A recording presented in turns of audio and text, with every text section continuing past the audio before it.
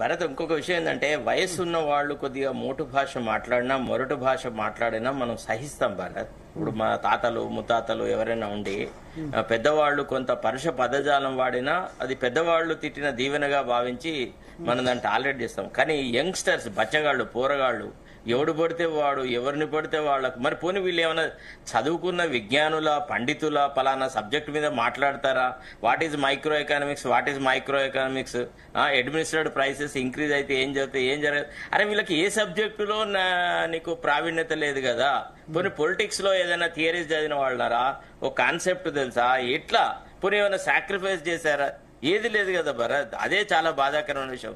ఈ ఈ విచ్చలవిడితనమే ఇద్దరు విచ్చలవిడి రాజకీయ నాయకులే. కవిత ఏమంత పెద్ద గొప్ప రాజకీయ స్రష్ట అండి. ఏ రకంగా చెప్పండి? మీకు ఒక విషయం చెప్పాలా, చాలా అంటే ఇంకా నేను I should not open my mouth on Kavitha, but there are very many reasons why I quit as a special government leader. The manner in which they use to plunder the public properties ఏంటిదండి అసలు? Actual Telangana ఉద్యమం ఏంది, లక్ష్యం ఏంది, చచ్చిపోయిన వాళ్ళ sacrifice ని మనం did we not pooh pooh their sacrifice? అపహాస్యం చేసామా లేదా చెప్పండి ఒక మాట. శ్రీకాంతాచారి మళ్ళీ బతికొచ్చి అడిగితే గిదే నార గిందికే నార నేను తెలంగాణ కోసం ప్రాణాలు అర్పించిందనే ప్రశ్న వేస్తే మనం సమాధానం చెప్పగలమా? ఓకే, అంటే కవితకు సంబంధించి సరే ఇప్పుడు రాజకీయంగా డిఫరెన్స్ ఉండొచ్చు, కానీ ఆమె అబ్యూజివ్ లాంగ్వేజ్ ఉపయోగించింది తక్కువ సందర్భాలు. So abusive language actually, sir. Abusive language will hurt you for a second, but the manner in which she plundered the public properties, public wealth, and the manner in which she amassed wealth, that caused greater damage to the socio-economic development. నేను ఈ విషయంలో ఒకటి నేను కొంత difference of opinion ఉంది నాకు.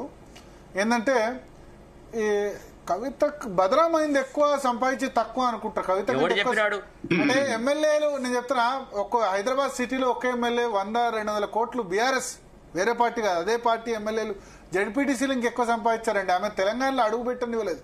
అందుకని బహుశా తెలంగాణలో ఇక్కడ ఏ పనులు కాలేదు. లాస్ట్ 9 దిలీప్ కుమార్ గారు తెలుసుంటది, 8-9 years లో పెద్దగా వర్క్స్ ఆమె కానివ్వలేదు. వేరే ఫ్యామిలీ మెంబర్స్ వర్క్ చేసుకున్నారేమో కానీ ఇక్కడ చేయనివ్వలేదు. మేబీ ఢిల్లీ పోవడానికి అది కూడా ఒక రీజన్ నేను అనుకుంటున్నా. భరత్ గారు, ఒక విషయం చెప్పన్నా. ఇప్పుడు ఎనిమల్ కింగ్డమ్ లో ఎట్లుంటది అంటే ప్రెడేటర్స్ అంటారు, అంటే those who live on others. ఇప్పుడు నక్క వేటాడి ఎంత తింటదో అంత సింహం తినదు కదా, అది ఇంకా పెద్ద పెద్ద జంతువులు తింటది.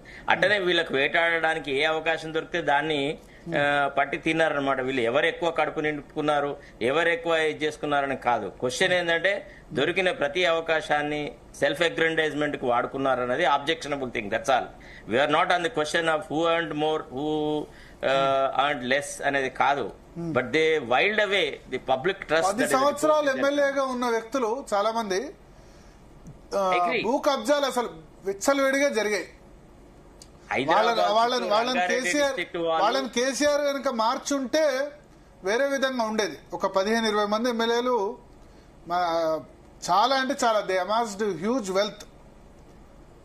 బట్ టికెట్స్ మళ్ళీ వాళ్ళకే ఇచ్చారు. అల్టిమేట్ గా లాస్ కూడా వాళ్ళకే అయింది. ఎవరికి టికెట్ ఇచ్చినా భరత్, ఒక విషయం చెప్పన్నా, ఎవరికి టికెట్ ఇచ్చినా గానీ they would not have washed their dirty line. అది ఏం జరగదు. మాకు హ్యామ్లెట్ లో ఒక ఇది ఉంటది అనమాట, all the perfumes of Arabia will not sweeten thy hands అని. Hands are with blood. అది సాధ్యం కాదు. మీరు ఎవరిని మార్చినా ఏం జరగకపోతుండే. మేము పతాలాడేటప్పుడు చిన్న ఉస్మానియా లో ఆడుకునేటప్పుడు ఈ సీట్ నుంచి ఆ సీట్, ఆ సీట్ ఆ సీట్ పోయినా ఓడిపోవడే. ఎప్పుడు ఓడిపోతుంది? కష్టపడి సంపాదించిన పైసలన్నీ పతాలాడలో ఓడిపోతుంది. ఒకసారి మనకు యునైటెడ్